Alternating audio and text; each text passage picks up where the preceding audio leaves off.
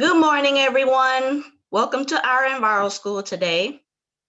All information contained herein is provided solely for educational purposes. It is not intended as a substitute for professional or legal advice. Should you decide to act upon any information contained in this presentation, you do so at your own risk. While the information posted has been verified to the best of our abilities, we cannot guarantee that there are no mistakes or errors. This is the Enviroschool program at the Louisiana Department of Environmental Quality. Today, we are presenting an overview of MS4 permits. I'm Tamika Priolo, coordinator for Enviroschool, and I will be moderating today. We will be muting everyone except for the speaker. However, just as a precaution, go ahead and keep yourself muted individually as well. If you'd like to ask a question, please use the Q&A option and not the chat option. Type in your questions and we will answer them at the end of the presentation. Slides and a recording of this webinar will be available on the Enviroschool website. There will be a poll at the end of this webinar to provide your feedback so we can improve our sessions. So please complete before logging off. Email any comments, questions, or concerns to enviroschool@la.gov. Our speaker today is Lena Sal. Lena Kruth Sal is an environmental scientist at LDEQ.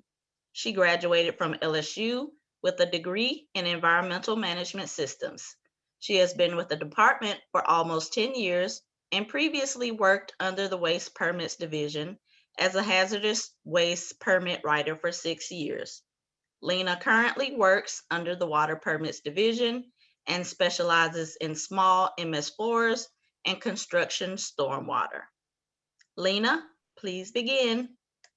Thank you, Tamika. Good morning. My name is Lena Kruth-Saleh, and I'll be providing an overview of the LDEQ MS4 program. Let's start out by defining what is an MS4. As most of you may already know, an MS4 is an acronym for Municipal Separate Storm Sewer System. It describes the infrastructure to convey untreated stormwater runoff within a municipality. The conveyance system includes roads with drainage systems, municipal streets, catch basins, curbs, gutters, ditches, man-made channels, or storm drains. It is owned or operated by a village, town, city, parish or county, district, association, or other public body having jurisdiction over disposal of sewage, industrial wastes, stormwater, or other wastes. It is also not part of a combined sewer or publicly owned treatment works or POTW. This is further defined in our regulations in the Louisiana Administrative Code, LAC, Title 33, Part 9, and the Code of Federal Register, CFR 122.26B8.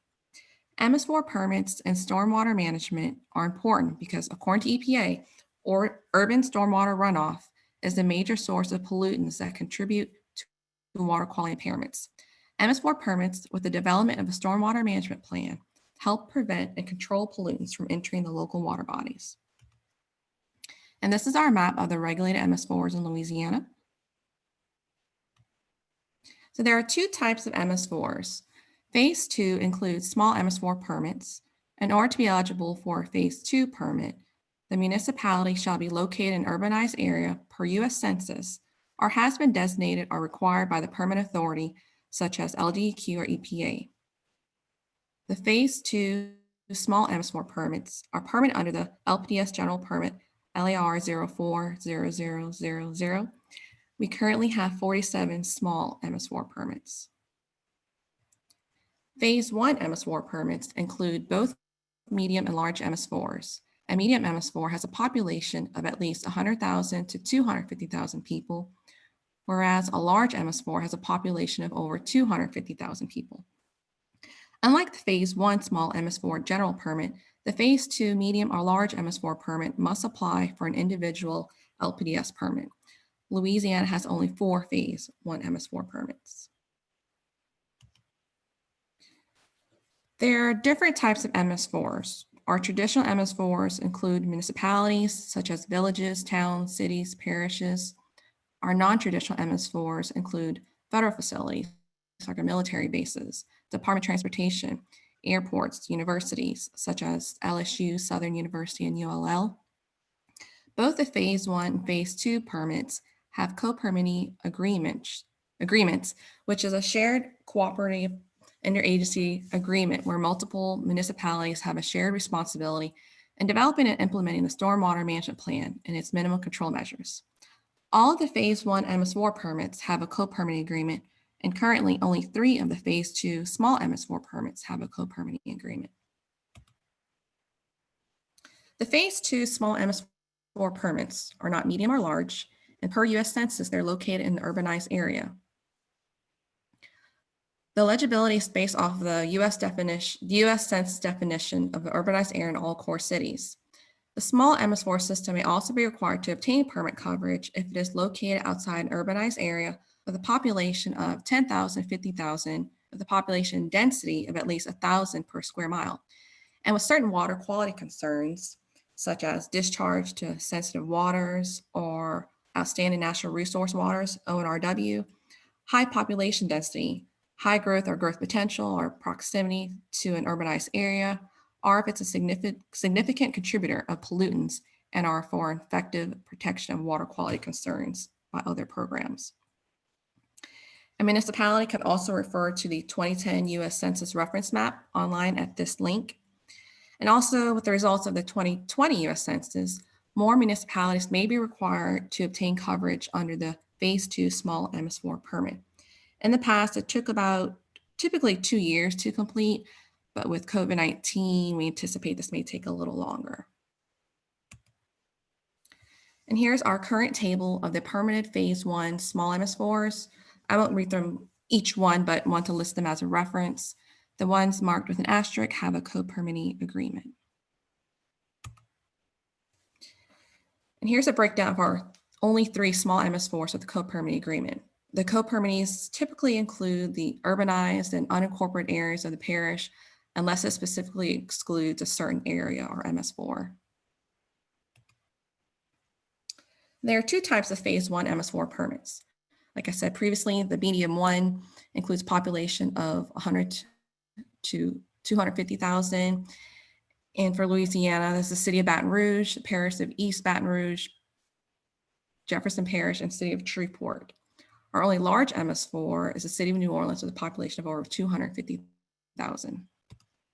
Here's our table of the medium-large MS4s with its co-permittees, which includes both the mix of traditional and non-traditional MS4s.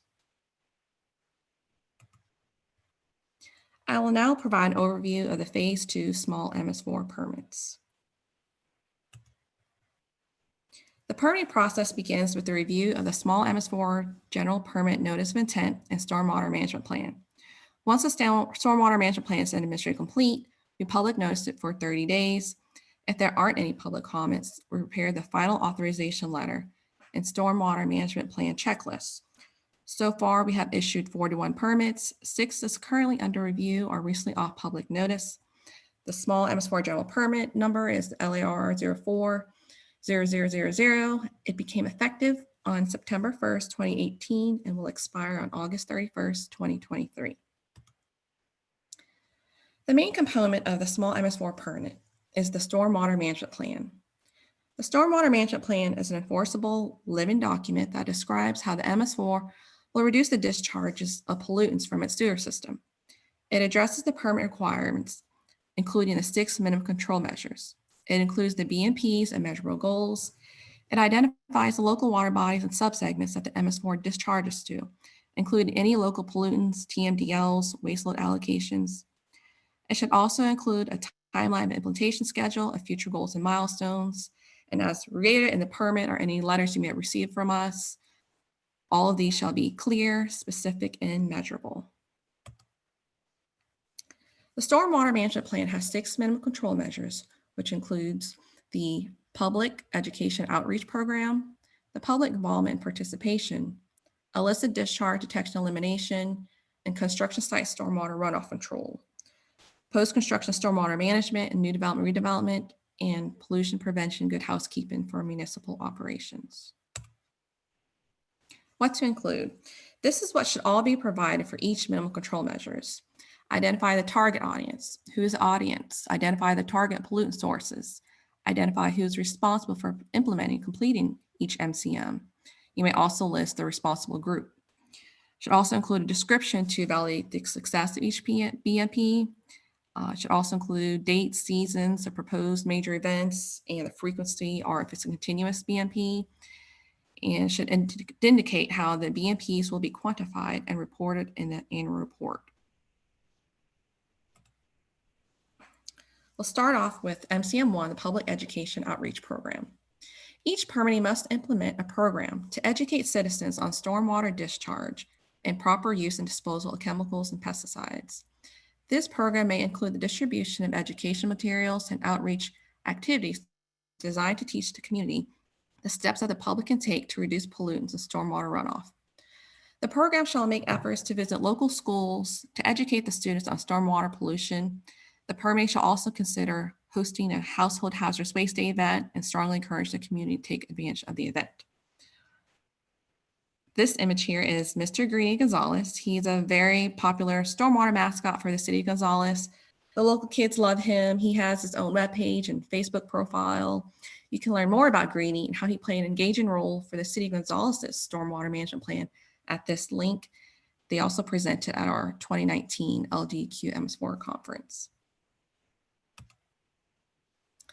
MCM2, Public Involvement and Participation. Permittees must develop a program to encourage public involvement in the stormwater program. Examples include holding public hearings on stormwater issues, volunteer monitoring in any stream, beach, or roadside cleanup or wetland cleanup activities. At a minimum, permittees must comply with any state and local public notice and participation requirements. And we strongly encourage publishing the notice of intent, stormwater management plan, and the annual reports online for the public to view. MCM3, illicit discharge detection and elimination. Discharges from MS4 should primarily be comprised of stormwater. Permittees must develop, implement, and enforce a program that includes an illicit discharge plan and spill response plan to identify illegal dumping to the storm sewer system, such as untreated sanitary waste, paint, or chemicals.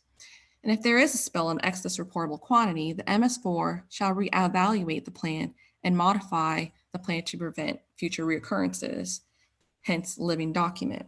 The stormwater management shall be modified accordingly. Elements of this program include at a minimum a storm sewer system map that identifies the outfalls to waters of the state, wet and dry weather screen of outfalls, and appropriate enforcement procedures and actions to ensure compliance with the stormwater code, ordinance, or other regulatory mechanism. It should also locate priority areas. MCM4, construction site stormwater runoff control. Permittees must develop ordinances or other regulatory mechanisms for managing stormwater from construction activities that disturb over 1 acres. The program must include best management practices for construction site operators, such as erosion and sediment control, waste control from building materials or concrete truck washout, procedures for site plan or stormwater pollution prevention plan reviews, and inspection and enforcement procedures. It shall also include educational and training measures for the site operators. MCM5, post-construction stormwater management and new development and redevelopment. Permittees should also have a program to address stormwater runoff and minimize water quality impacts and include both non-structural and structural BMPs. The MS4 is responsible for the operation and maintenance of control structures and long-term implementation of BMPs. Non-structural BMPs may include requirements to direct growth in identified areas, policies encouraging redevelopment in urban areas, or other measures that minimize the percentage of impervious area after development. The program shall also include an ordinance to enforce these measures. MCM6. Permittees must develop an operation and maintenance program to implement measures to prevent or reduce pollutant runoff from municipal operations, such as public roadways, parking lots, storage areas, maintenance shops, public works projects, flood project management areas. It should also include a list of any LPDS permit that discharges stormwater to MS4 And we just want our permits to be aware and knowledgeable of these permits in their jurisdiction. It should also include a training component for employees at municipal facilities. EPA has some really great resources online. There are many webinars on stormwater management, MS4s, green infrastructure, and I'll provide the link at the end of the presentation. In addition to the MCMs, the stormwater management plan shall also identify the subsegments and any TMDLs in our waste load allocations. The MS4 must develop clear, specific, and measurable goals and BMPs in their stormwater management plan targeting pollutants of concern within 6 months of assignment of any new waste load allocation. For specific pollutants identified as impairments attributed to discharges from regulated MS4s. IRC4A is categorized as a TMDL with a waste load allocation assigned to the MS4. IRC5 has a source of impairment, which includes site clearance, MS4, construction, urban, residential district, forest drainage, wet weather discharge, and sanitary sewer overflow in rural residential areas. And if your MS4 discharges to a water with a waste load allocation for a particular pollutant, you're required to develop and implement a monitoring program. The stormwater management plan must also describe how the chosen BMPs and other selected control measures will reduce the discharge of pollutants of concern. And the progress of these BMPs shall be reported in the annual report. The small MS4 permit requires that MS4 submit an annual report to reflect the implementation of the stormwater management plan. It shall include information demonstrating the permitting's effort in implementing the stormwater management, including documentation of BMPs. It must be submitted by March 10th. Any date after March 10th may be followed with an enforcement action. Unfortunately, we do not allow extensions of that. So please submit the annual report by March 10th. And if you weren't able to complete all components of the stormwater management plan for any disclosed reason, you may submit an addendum to the report to satisfy all the annual report requirements. Please submit 2 signed copies, one for EDMS and one for LDEQ staff to review. And please make sure to submit it to the Office of Environmental Services Water Permits Division. We updated this language in the permit. It was previously sent to the Office of Compliance Enforcement Division. Last year, we received a number of our annual reports went to our enforcement division. So please make sure you submit it to Water Permits Division.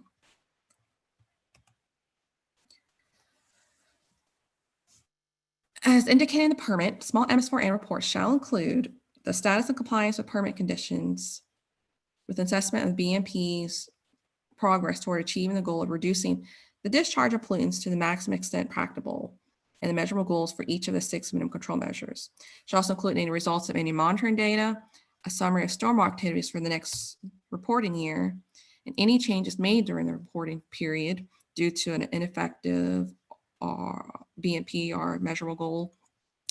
Any notes that you rely on another government entity or any other information requested by LDEQ.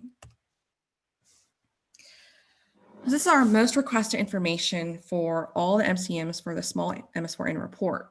The target audience is not identified. The pollutant is not identified. Lack of identification of the responsible party for implementing each MCM. Failure to include a detailed summary of next year's activities, including implementation schedule, and lack of documentation, such as copies of pamphlets, handouts, flyers, presentations, newspaper articles, pictures of events, webpage views, copy of employee training.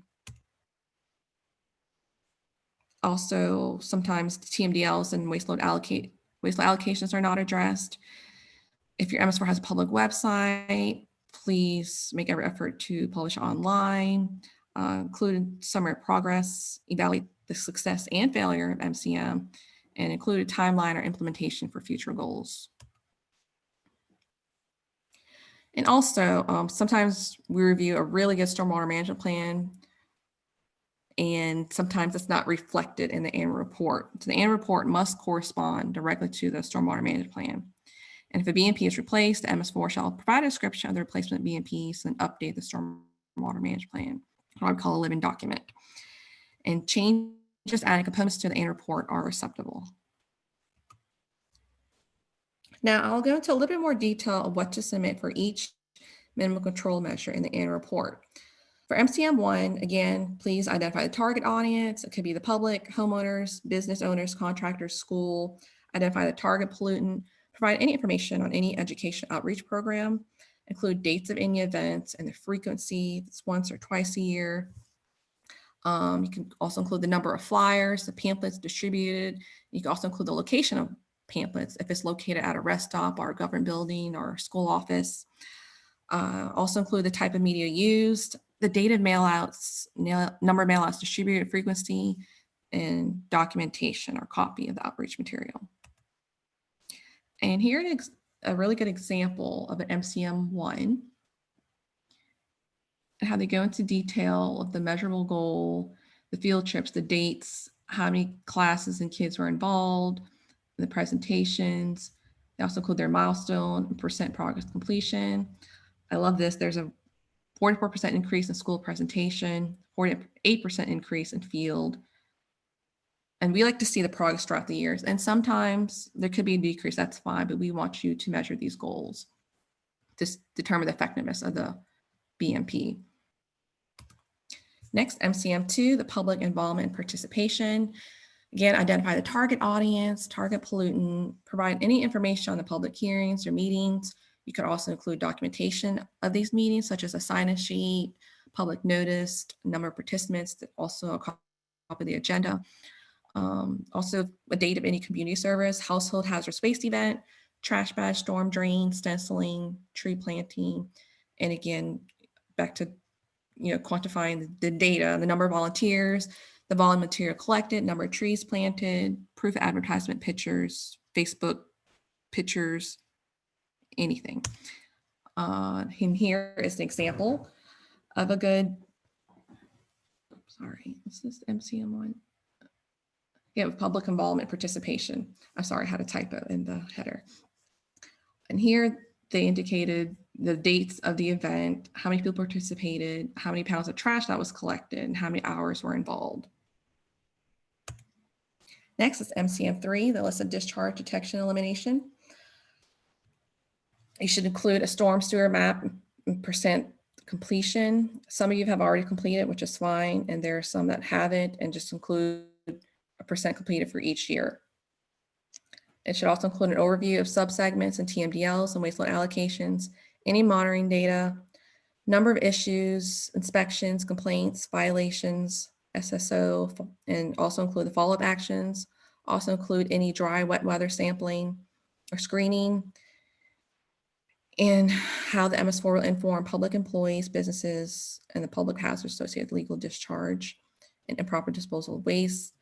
Include an example of inspection logs. We don't need all of them, but if you include just a handful to give us an idea, and then summarize the data in a table, any changes to the ordinance, and any priority area updates. Here's another really good example. I love charts and tables. They have a really detailed measurable goal and quantifiable results. And in the annual report, they also go into detail for each one, but this is just as great as well. And simple. Next, MCM4 is construction site stormwater runoff control. Please include the number of construction activities, how many site plans or SWIP plans reviewed, number of inspections, violations, complaints, any stop work orders, inspection log, an example of inspection report, and any changes to ordinances. Here's another great example of another MS4's, construction site stormwater runoff control. And they go into detail of how many, plans what percent of plans they plan to review, and indicate their results and their goals for next year. Last year, they performed over 2,000 site inspections. And they go into detail, and we love this. This is very organized and easy to review. Next is MCM5, post-construction stormwater management and new development, redevelopment. Include any post-construction site inspections, violations, and corrections, any changes to ordinance, identify any implementation strategies, operation, maintenance policies, and how is the program tailored for community, and assessment of existing ordinances. Here As another example from another small MS4, just to give you an idea of what to include, because the post-construction minimum control measure, I think some municipalities struggle on what to report. And our final MCM6, pollution prevention, good housekeeping for municipal operations. Include any employee training, how many employees completed the training, or you can submit a sign-in sheet, the numbers, dates, training records, the list of any permits that discharge stormwater to the MS4, street sweeping, volume material collected, waste pickup, cleanup, the volume material collected, numbers of culverts, ditches that were cleaned, and the volume material collected.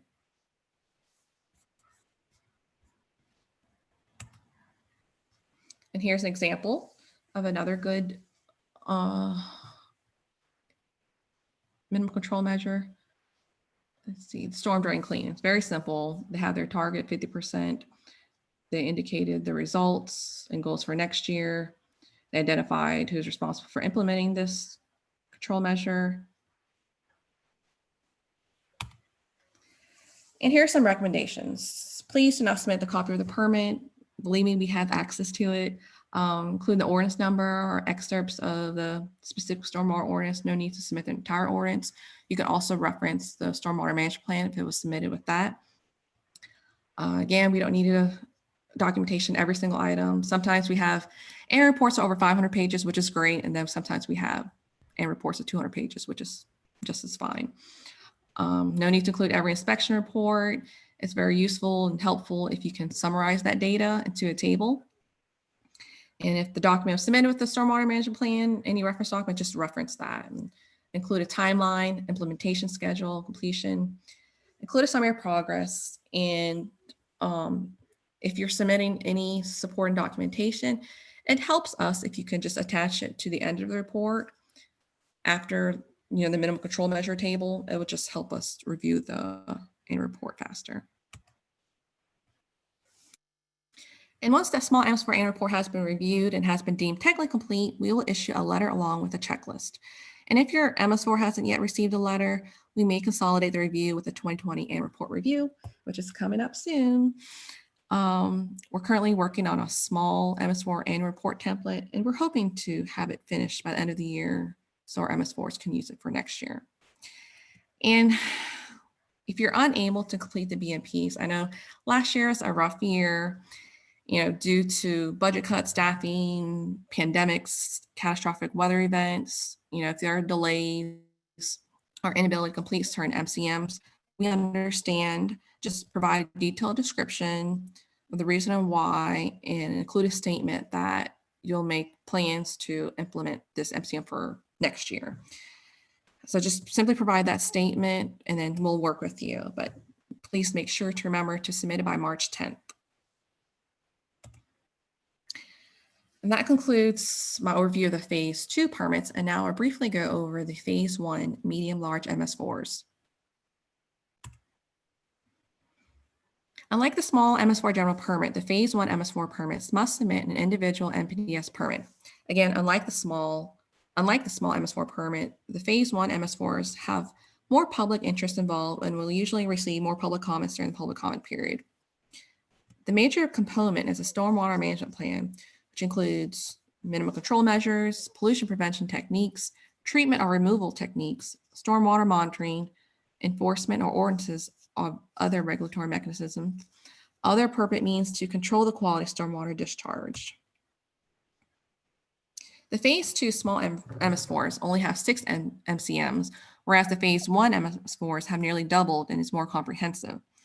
The minimum control measures are structural controls and stormwater collection system operation, post-construction stormwater management and new development and significant redevelopment, roadways, flood control projects, pesticide, herbicide and fertilizer application, illicit discharges and improper disposal, spill prevention response, industrial and high-risk runoff, construction site runoff, public education outreach and public involvement and participation on stormwater impacts, monitoring programs and pollution prevention, good housekeeping for municipal operations. I'll not go over the annual report for the phase 1 medium and large MS4s as I did for the small, because the phase 1 medium large annual reports is a far more rigorous, comprehensive review, and I unfortunately am able to cover all of the components in this one presentation. But I will go over the most commonly requested information by auditors and inspectors from both EP and LDEQ for each MCM. The following are the most requested info. Is there a stormwater team in place to ensure that the program is properly implemented? Has the team developed a stormwater management plan that describes how each MCM will be implemented? Are staffing and equipment adequate? Describe the organizational structure. Include the staff, names, titles, key responsibilities for program implementation. Provide the org chart. List measurable goals and expected quantifiable results. List the pollutants concerned, target for reduction. Provide standard forms used in programs, such as a checklist, inspection report. The training program. Provide description and proof frequency of training, SOPs, notification system for training due dates, demonstrate database or tracking system for stormwater program. How and by whom is database updated? Who has access? And does the permitting assess program effectiveness? How is this done? Describe the positive results of the program and any proposed changes. Provide any formal agreements in key areas of responsibility shared by the permittees and our interagency departments. Describe any meetings and frequency of meetings. Does the permittee have a legal authority to implement? Provide relevant ordinances, codes, or policies. Which personnel have authority to enforce, including budget information and procedures for responding to complaints from the public. E-reporting. E-reporting is currently required for individual phase 1 large medium MS4 permits for pollutants. Presently, EPA is not yet requiring electronic submittals of the phase 2 small MS4 annual reports. They actually just recently extended it to another 5 years to allow the states more flexibility and time to implement the new rule. So now it'll be extended to December 21st, 2025. And once this rule has been adopted, we'll notify y'all, and it's pretty much just to help streamline the annual report reviews. Here are some links to some very helpful resources for your MS4 permit. It's a little difficult to encompass the entire MS4 program during this one presentation. As some of you may know, we had our very first LDEQ MS4 conference in 2019. We covered a lot of great information over the course of 2 days. We had great speakers and topics.